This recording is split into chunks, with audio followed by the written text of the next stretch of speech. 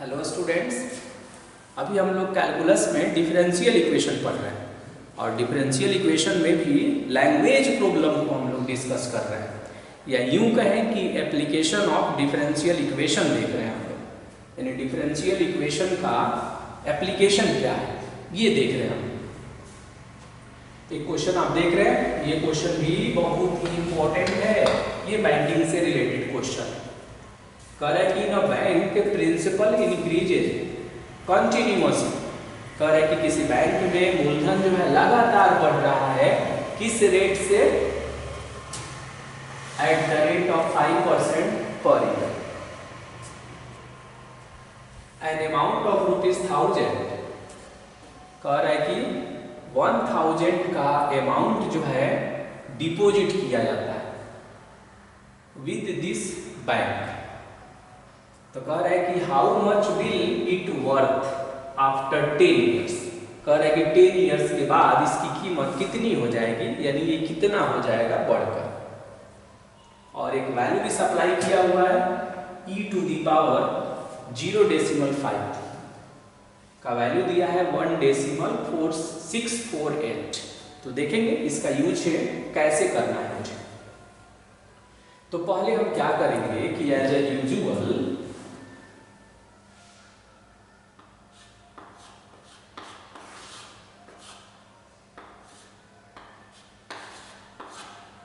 Late करेंगे।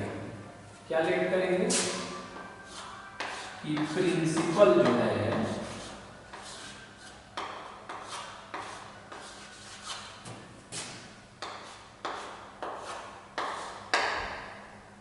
Principal P है,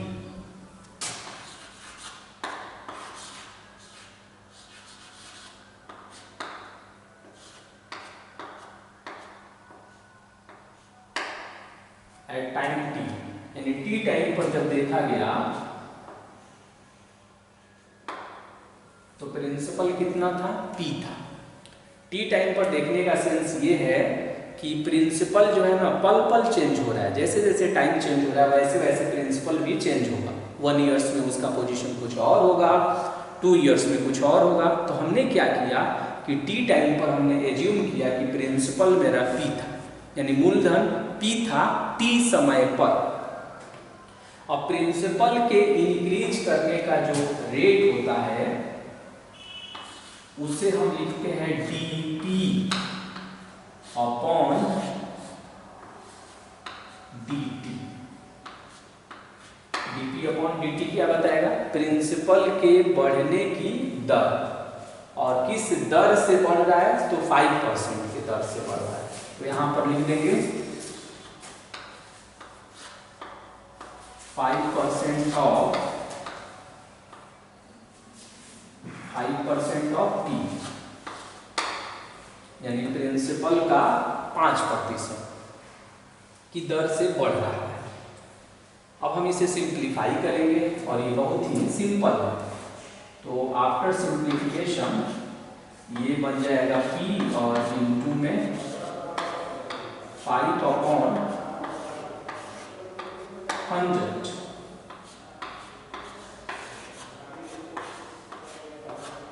तो dp अपॉन p और 5 से ये कैंसिल होगा, तो ये हो जाएगा dt अपॉन 20। 5 से 20 टाइम्स में कैंसिल होगा।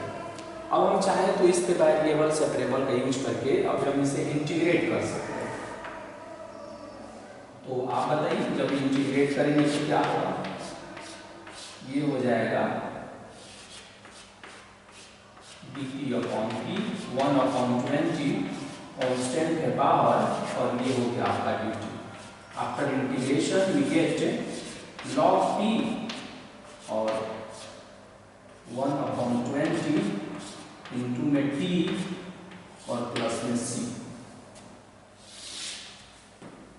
हो गया।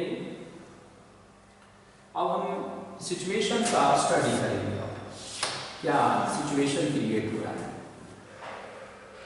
एन अमाउंट ऑफ ₹1000, यानी शुरू में कितने था?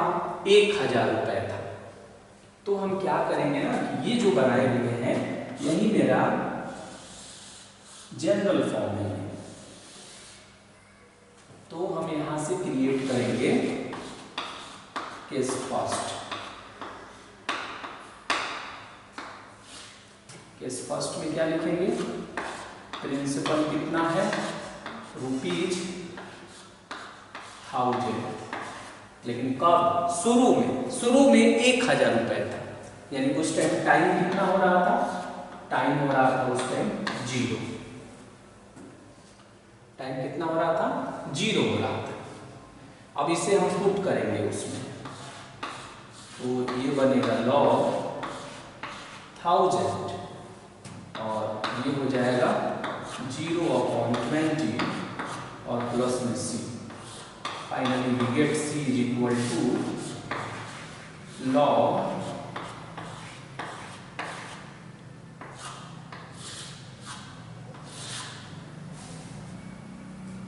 c is equal to log 1000। ये केस फर्स्ट है। अब हम केस सेकंड बनाएंगे। केस सेकंड में पूछ रहा है कि प्रिंसिपल कितना हो जाएगा, how much will it worth after 10 years, यानी 10 सालों में ये कितना हो जाएगा? तो ये हम मान लेंगे कि P स्टार हो जाएगा। 10 सालों में मूलधन जो है क्या बन जाएगा? P स्टार हो जाएगा। मुझे नहीं मालूम है, तो हमने मान लिया कि P स्टार हो जाएगा कितने सालों में? 10 सालों। आप बताइए, इसमें पुट करिए तो log P स्टार और टाइम कितना है? 10, तो 10/20 और प्लस में कितना हो गया? c हो गया।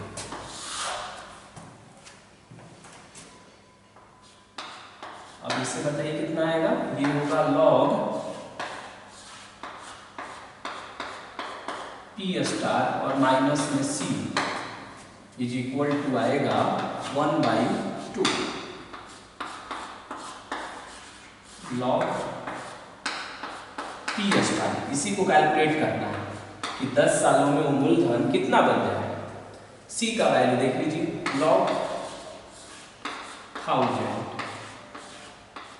और इज इक्वल टू कितना है? 1/2। अब ये डिफरेंस में है तो अपॉन में हो जाएगा, तो हो जाएगा log P स्टार अपॉन 1000 और इज इक्वल टू 1/2। ओके, अब यहाँ बेस नहीं दिया है तो क्या हिडन है? स्मॉल e है। अब हम log को रिमूव करते हैं, तो ये बनेगा P स्टार और अपॉन में 1000 और e का पावर हो जाएगा 1/2। इसे एक बार हम लोग डिस्कस कर लेते हैं कि लॉग रिमूव कैसे होता है। ऐसे कई बार ऐसा सिचुएशन आपने देखा होगा। लॉग के रिमूव करने का कॉन्सेप्ट है कि जब लॉग को हम हटाते हैं तो ये फेस है जो ब्रैकेट के अंदर है, ये बेस है और ये RHS है। ये फेस, ये बेस और ये RHS। तो जब लॉग रिमूव होता है तो जो RHS में होता है वो बेस का पावर बन जाता है। देखिए e⁻⁴ और फेस सेपरेट हो जाता है। एक साइड में क्या रहेगा? बेस का पावर RHS और एक साइड में क्या रहता है? फेस का होता है। अब मुझे P स्टार निकालना है, तो बताइए जब P स्टार हम निकालेंगे तो कितना हो जाएगा?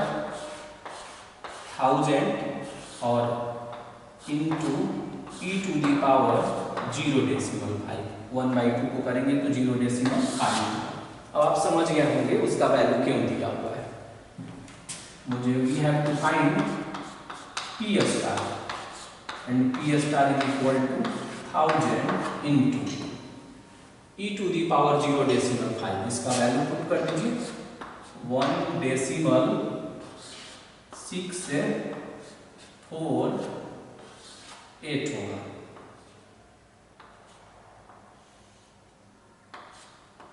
अब मल्टीप्लाई करेंगे इसे तो डेसिमल के बाद 3 डिजिट, तो जब ये 3 जीरो अटैच होगा तो ये हो जाएगा 1648 हो जाएगा, यानी P और स्टार ऐसा।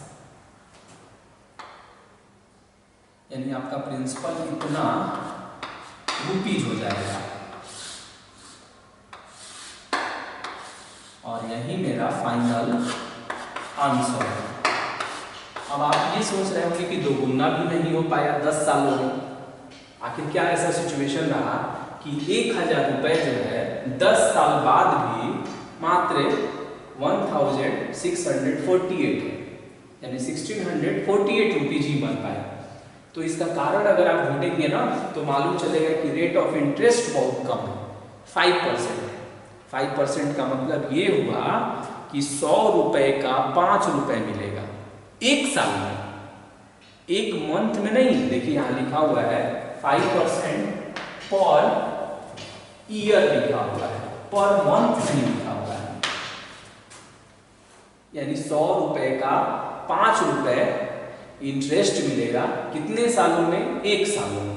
तो रेट ऑफ इंटरेस्ट बहुत कम है, इसीलिए 10 साल होने के बावजूद भी वो प्रिंसिपल डबल नहीं हो पाया। 1000 रुपए ये 1648 रुपए बन पाया। कितने सालों में? 10 सालों में। और उस टाइम रेट ऑफ इंटरेस्ट उसमें क्या चल रहा था? 5% चल रहा था। तो ये जो इक्वेशन हम लोग बनाते हैं, यहाँ क्या लिख रहे थे? इंटीग्रेटिंग लिख रहे थे। ये लाइन सबसे महत्वपूर्ण होता है जो हम कैलकुलेट करते हैं, और इसका सॉल्यूशन। और बाद में 2 केस क्रिएट होता है, क्योंकि 2 अननोन क्वांटिटी है। मुझे टी भी नहीं मालूम, सॉरी, वहां पर 2 अननोन क्वांटिटी, इसमें क्या क्या बन गया है? एक पी है और एक सी है। टी तो मुझे मालूम है दोनों ही कंडीशन, तो पी और सी 2 अननोन क्वांटिटी है, और 2 अननोन क्वांटिटी को सॉल्व करने के लिए मुझे 2 इक्वेशन की जरूरत पड़ी। इसीलिए केस फर्स्ट बना और फिर केस सेकंड बना। और ये जो वैल्यू है ये ऑलरेडी सप्लाई रहेगा, एग्जाम में भी ऐसे क्वेश्चन आते हैं।